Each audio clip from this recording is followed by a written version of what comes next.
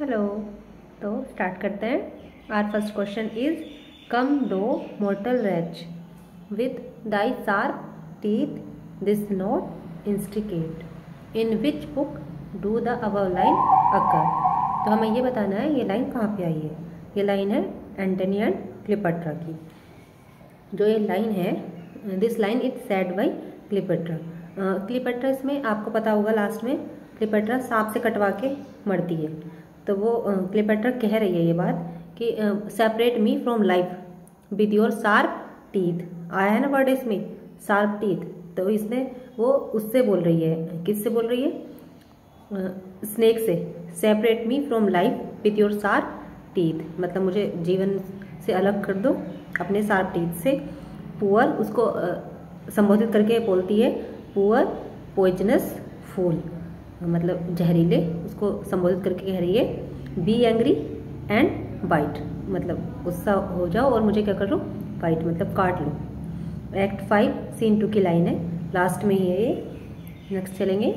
Who disapproved, किसने disapprove कर दिया मिल्टन्स लिसिडस, मिल्टन के लिसिडस को फॉर इट्स इनहेरेंट इम्प्रोबेबिलिटी। ये कह के किसने डिसअप्रूव कर दिया मिल्टन के लिसिडस को, ये बताना है। ये क्या था?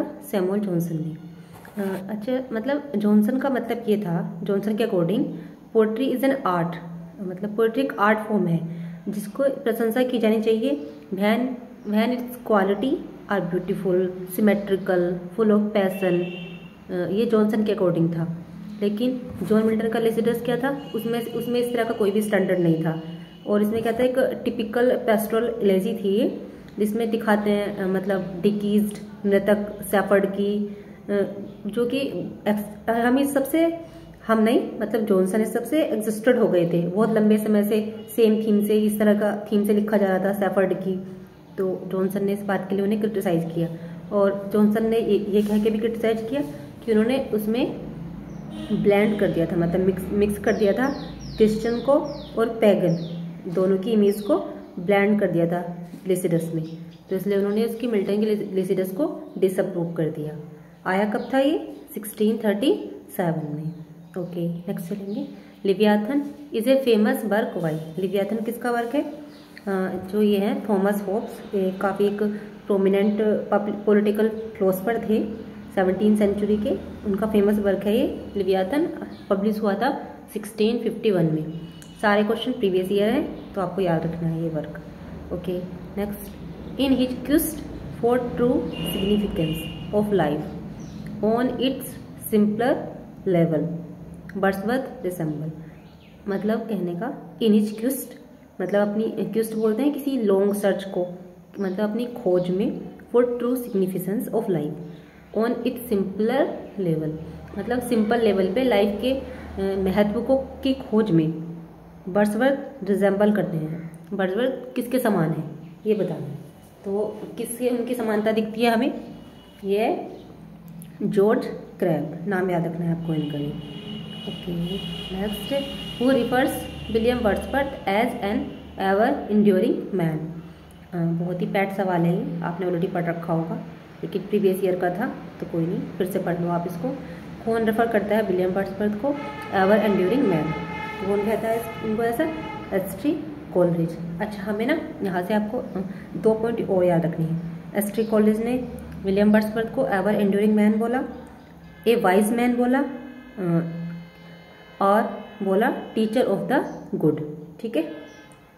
और ये बोला कब है उन्होंने? ये बोला है उन्होंने रीडिंग द प्रेलूड, जब वो प्रेलूड की रीडिंग कर रहे थे ना, प्रेलूड को पढ़ते हुए ऑन रीडिंग द प्रेलूड उन्होंने उनको 3 वर्ड बोले। जैसे इस बार तो आपका एवर एंड्योरिंग मैन आ गया, नेक्स्ट टाइम हो सकता है ये आ जाए ए वाइज मैन किसने बोला है या फिर टीचर ऑफ द गुड किसने बोला है, तब भी इसका आंसर एस.टी. कॉलेज ही रहेगा। Okay next. Which of the following authors has written the line. किसने ये लाइन लिखी है ये बताना है। Tu whit to a merry note by greasy Joan doth keel the post. ये जो लास्ट वाला टीजीटी हुआ था उसी से क्वेश्चन है, ये सेम क्वेश्चन है। विलियम शेक्सपियर का है ये और ये लव स्लेवर लॉस्ट का है ये लाइन। लव स्लेवर लॉस्ट 1595 में आया था। ये लिखा गया था for a performance at the inns of court before Queen Elizabeth. Okay, अच्छा, इसमें जो इस तरह मतलब जो ये लाइन है ये एक उनका वो था, म्यूज़िक था, और आपने मतलब म्यूज़िक ने बहुत ही इम्पोर्टेंट रोल किया फाइनल सीन का। ये फाइनल सीन का ही है ये जो लाइनें हैं लव नेवर लॉस्ट की। बस याद रखना है कि एक इस तरह का मतलब सॉन्ग लास्ट में आया था लव नेवर लॉस्ट की, याद कर लेंगे इन लाइनों को। और लव नेवर लॉस्ट और मच अडो अबाउट नथिंग ये अर्ली एग्जाम्पल है कॉमेडी ऑफ माइनर्स की, मैंने ऑलरेडी मेंशन की है ये बात। और जो लव नेवर लॉस्ट है और टेम्पेस्ट है इनका कोई ऐसा मतलब पर्टिकुलर सोर्स नहीं है, ये थोड़े शेक्सपियर के ओरिजिनल प्ले में काउंट होते हैं।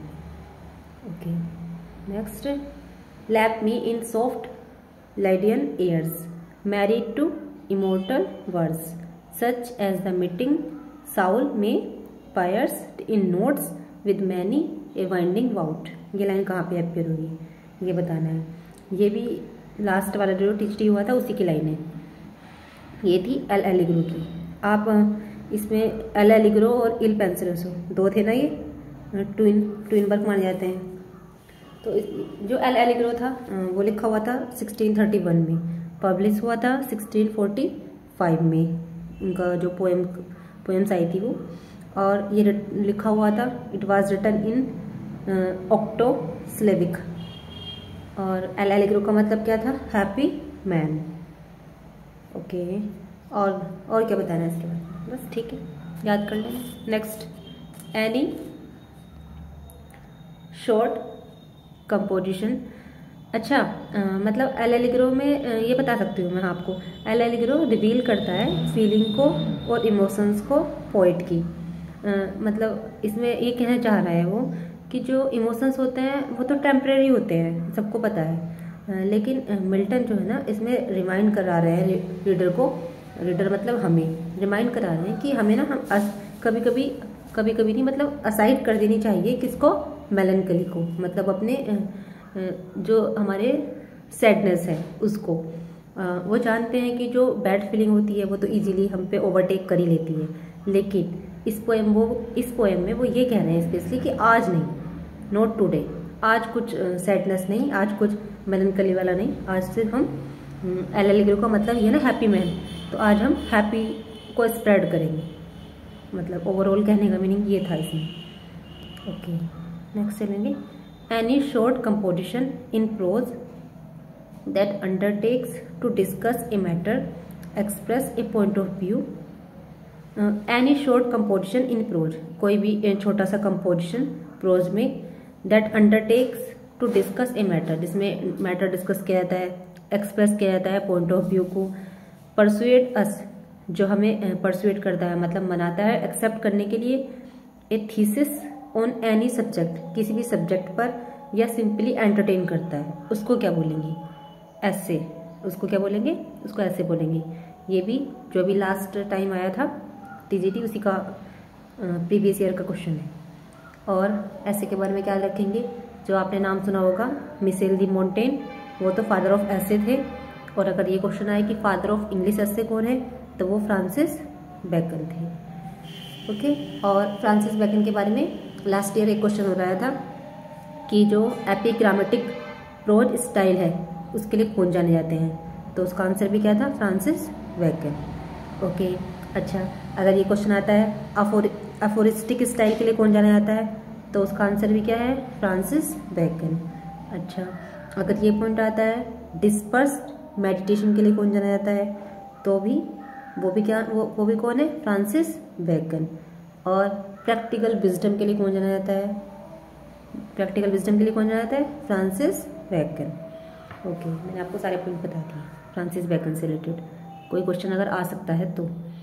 Okay, which of the following author has written the line, किस ऑथर ने लाइन लिखी है, for fear of which hear this thou is unbred ere you were born was beauty summer death.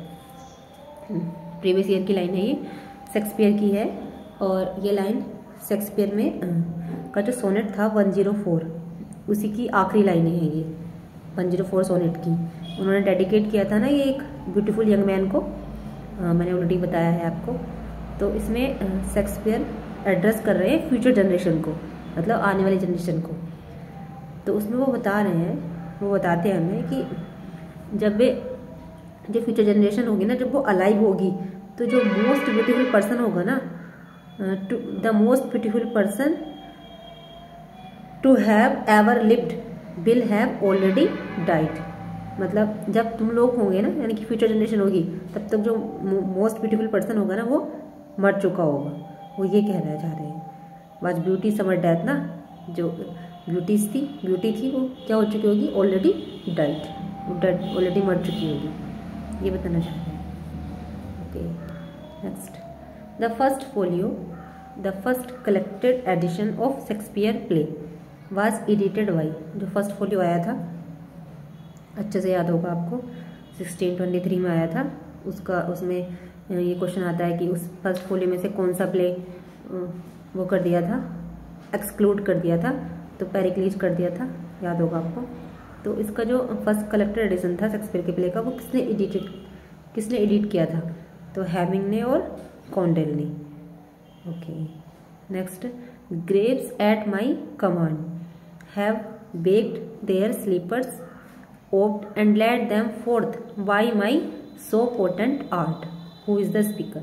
कौन है इसमें स्पीकर? इसमें प्रोस्पेरो है। Prospero जो टेम्पेस्ट में था, आपको अच्छे से पता है, प्रोस्पेरो थोड़ा उसमें मैजिशियन था, जादू टोना करता था। तो वो कह रहा है graves at my command have waked their slippers.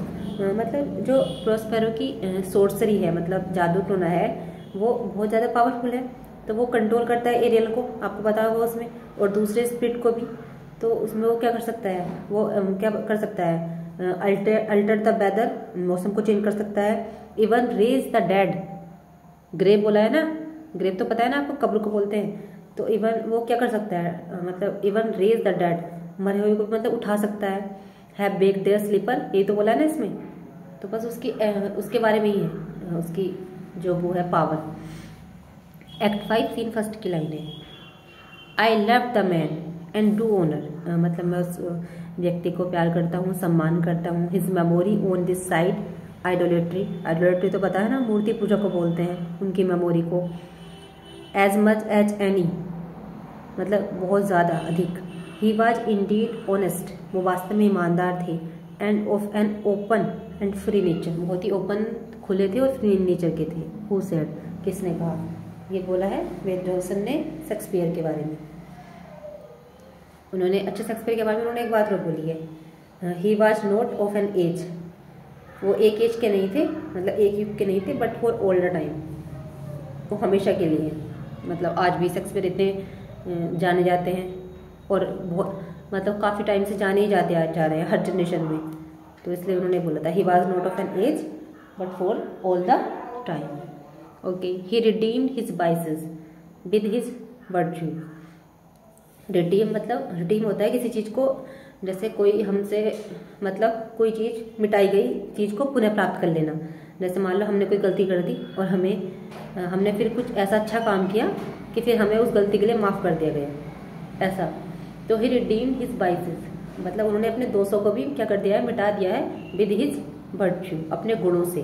There was even more in him to be praised, उनमें प्रशंसा करने लायक ज़्यादा चीज़ें हैं देन टू बी पार्डन। मतलब ऐसी कोई गलती नहीं है, मतलब वो उसके लिए वो क्षमा किया सकता है, लेकिन उससे भी ज़्यादा वो किसके लिए है, प्रशंसा करने के लिए है। ये बात बेन जॉनसन ने बोली है about Shakespeare. Okay, next, even those who read no Shakespeare are still unconsciously guided by him. Even those, वे भी, हु रीड नो शेक्सपियर, जिन्होंने शेक्सपियर नहीं पढ़ा है, आर स्टिल, अभी भी, अनकॉन्शियसली गाइडेड बाई हिम, वो कहीं ना कहीं अब उनसे क्या है, उन्हें पता भी नहीं है, लेकिन वो उनसे गाइडेड है। मतलब उन शेक्सपियर के द्वारा उनको गाइड किया जा रहा है। फॉर हिज थॉट, अपने विचारों से, एंड एक्सप्रेशन, अपने विचार और जो उनके एक्सप्रेशन है। फॉर हिज थॉट, क्योंकि उनके विचार और जो उनके एक्सप्रेशन है, हैव सो परवेटेड, मतलब इतने व्याप्त हैं, आर लाइफ, हमारे जीवन में, एंड लिटरेचर, और लिटरेचर में, साहित्य में, दैट इट इज इम्पॉसिबल, यह बिल्कुल इम्पॉसिबल है, so long as one speaks the English language, जब कोई इंग्लिश लैंग्वेज बोलता है तो इससे बचना हिज इन्फ्लुएंस, किससे, उनके प्रभाव से बचना मुश्किल है। हु सेड, किसने कहा, लोंग ने कहा। आज भी हम बहुत सारी कोट पढ़ते हैं, हमें पता नहीं होता, मतलब हम पढ़ते हैं, स्टेटस में लगाते हैं, लेकिन हमें पता नहीं होता वो कहीं ना कहीं कोई ना कोई कोट, मतलब बहुत सारी कोट इतनी सारी लिख चुके हैं शेक्सपियर कि वो कोई ना कोई कोट से हम उनकी कहीं ना कहीं इन्फ्लुएंस होते हैं शेक्सपियर के। ये बात बोली है लोंग ने, विलियम जे लोंग ने। Okay, Shakespeare lived in a play loving age. Shakespeare एक ऐसी एज में रहे हैं जहाँ पे मतलब प्ले मतलब लिखे जाते थे, उन्हें प्यार किया जाता था, प्ले को मतलब नाटकों को। And he study the crowd, उन्होंने अध्ययन किया किसका, क्राउड का, भीड़ का। Gave them what they wanted, उन्होंने उन्हें वही दिया जो वे चाहते थे, मतलब उन्होंने उस टाइम पे वही वर्क लिखा जो उस टाइम की डिमांड थी। एंड सिंपली रिफ्लेक्टेड, और सिंपली उसको क्या किया, रिफ्लेक्ट किया, देयर ओन थॉट, उन्होंने अपने थॉट भी उसमें रिफ्लेक्ट किए, एंड फीलिंग्स, और अपनी फीलिंग्स भी।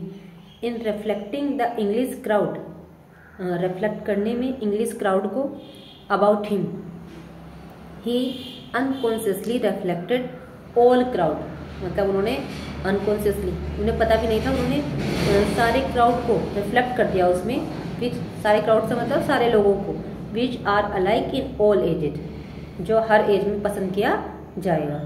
हैंस हिज कंटिन्यूटी पॉपुलरिटी, इसीलिए आज तक उनकी पॉपुलरिटी क्या है, कंटिन्यू है, लगातार है।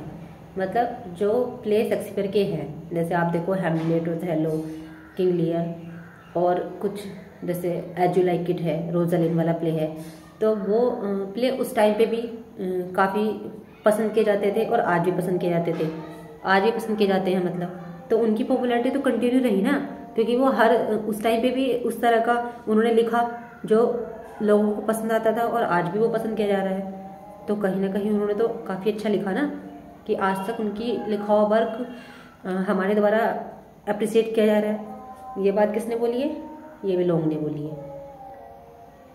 But she is in her grave and oh the difference to me, ये लाइन कहाँ पे अपेयर होती है, ये लाइन है, सी ड्वेल्ट अमंग द अनट्रोडन वे, किसकी है ये, विलियम वर्ड्सवर्थ की, ये तो आपको पता ही है। But she is in her grave, वो कहाँ पे है अपनी ग्रेव, तो आपको ऑलरेडी बता चुकी हूँ, कब्र में।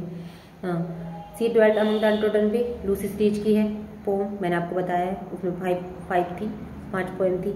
इसमें वर्ड्सवर्थ कंसेंट है, मतलब वो जो है, इसमें जो ये पोएम है, इसमें वर्ड्सवर्थ कंसेंट है, not so much with his observation of Lucy but with his experience, अपने एक्सपीरियंस से, वह रिफ्लेक्टिंग ऑन हर डेथ, जो उसकी डेथ पे रिफ्लेक्ट हुआ है उससे, इस तरह का मतलब इसमें बताया, ज़्यादा लेंथी नहीं है ये। और सेकेंड एडिशन में आई थी लिरिकल बैलेट के, लिरिकल बैलेट का सेकेंड एडिशन कब आया था, 1800 में, तभी ये पब्लिश हुई थी, याद रखना है। Next, her eyes are star of twilight fair, उसकी आंखें कैसी हैं, जैसे ट्विलाइट फेयर की स्टार्स, तारों की तरह चमकती हुई। Like twilight's too her dusky hair, उसके बाल डस्की बाल हैं। These lines are from the poem, ये जो लाइन है ये पोएम से है, कौन सी से है, she was a Phantom of delight, poem का नाम ये है। दे आर अबाउट, ये किसके बारे में है ये बताना है, तो ये है मैरी हचिंसन के बारे में। मैरी हचिंसन कौन थी, विलियम वर्ड्सवर्थ की वाइफ थी, और उन्होंने ये, अगर ये वाला क्वेश्चन आए कि she was a Phantom of delight किसको डेडिकेटेड है, तो हमें ये भी याद रखना है कि उनकी वाइफ को डेडिकेटेड था, मैरी हचिंसन को। उनसे शादी हुई थी 1802 में। और बस नेक्स्ट चलेंगे। No pleasant image of tree of sea और स्काई, कोई भी प्लीजेंट इमेज पेड़ की, समुद्र की या स्काई की। No colours of green field, ना ही कोई कलर ग्रीन फील्ड का। But huge and mighty form, एक बड़ी और शक्तिशाली form. That don't live like living man, नहीं मतलब रह सकती किसकी तरह, लिविंग मैन की तरह। ये लाइन वर्ड्सवर्थ के कहाँ से है, प्रेलूड की है, ये बुक फर्स्ट की लाइन है। जो प्रेलूड है, इसमें जो मेन थीम है ना प्रेलूड की, उसमें ये दिखाया है कि सोसाइटी इज डिसअपॉइंटिंग, हमारा जो समाज है वो डिसअपॉइंटिंग है, बट जो नेचर है वो प्रेजेंट करता है solution the problem, solution to the problem caused by society. मतलब जो सोसाइटी के द्वारा प्रॉब्लम्स होती है ना क्रिएट, उनका सॉल्यूशन हमें कहाँ से मिलेगा? नेचर से मिलेगा। विलियम वर्ड्सवर्थ ने आपको बताई है सारा वर्क नेचर से मतलब इंस्पायर होके लिखा है। Next, the first and the last, the little man, hallmark, defeat, the sun and the punch and go are from the pen of Galsworthy. ये सारे जो वर्क हैं ये काल्सवर्दी के द्वारा लिखे गए हैं। दीज आर, ये क्या है? ये शॉर्ट प्ले हैं, ये काफ़ी शॉर्ट से प्ले हैं काल्सवर्दी के द्वारा, बस हमें इनका नाम याद रखना है सो दैट अगर नेक्स्ट टाइम पेपर में कोई इनमें से कोई भी आ जाए और पूछ ले जाए कि वो किसने लिखा है तो हमें याद रहे कि काल्सवर्दी ने लिखा है। Okay, next, A critic has divided Shakespeare career symbolically. एक क्रिटिक ने डिवाइड कर दिया शेक्सपियर के करियर को, कैसे डिवाइड किया है? The country mouse, the school of love, the garden of Eden, the unweeded garden, the dark tower, road to freedom and a world of images. Who is this critic? ये बताना है critic कौन है जिसने Shakespeare का work किस तरह से डिवाइड किया है, हमें याद रखना है नाम उनका। प्रीवियस ईयर का क्वेश्चन है ये, Donald A Stauffer. Okay, if after every tempest come such calm, यदि हर ऐसे तूफान के बाद ऐसा काम आए, मतलब ऐसी शांति आए, मे द विंड ब्लो, तो हवा चलने दो, till they have woken death, जब तक कि क्या ना हो जाए? डेथ ना, मतलब मृत्यु ना आ जाए। Where do this line appear? अब हमें ना टेम्पेस्ट सुन के इस लाइन में ऐसा लगेगा कि ये लाइन टेम्पेस्ट की है, लेकिन ये लाइन किसकी है? ओथेलो की है। याद रखना है हमें, एक्ट 2 सीन फर्स्ट की लाइन है। ये जो है लविंग वर्ड्स हैं ओथेलो के द्वारा बोले गए हैं। इसमें वो एड्रेस कर रहा है डेस्टिमोना को, जब वो कर रहे हैं नाव से जा रहे हैं, नाव चलाते हुए सी के थ्रू, मतलब समुद्र के थ्रू जा रहे हैं। वो कहता है उससे, इफ़ देयर इज ए काम, अगर ऐसी एक काम आती है, मतलब शांति आती है, आफ्टर एवरी स्टॉर्म, हर तूफान के बाद, देन लेट द वेव्स, तो इन जो वेव्स हैं, तरंगे हैं, लाने दो उनको, ब्रिंग मोर स्टॉर्मी वेदर, उनको और स्टॉर्मी वेदर लाने दो, अंटिल ही डाई, जब तक वो अंटिल ही डाई, जब तक वो मरे मतलब। तो वो इसलिए कह रहा है क्योंकि वो अपनी प्रेमिका के साथ है, डेस्टिमोना के साथ, और अब उसकी डेथ भी क्या लग रही है? Death is very dear to him in her companionship, उसकी कंपनी में। तो मतलब इस तरह से ही ओथेलो के लविंग वर्ड है, आपको याद रखना है। Put money in thy purse, where do this line appear? ये लाइन कहाँ से आती है कि पैसे रख दो पर्स में?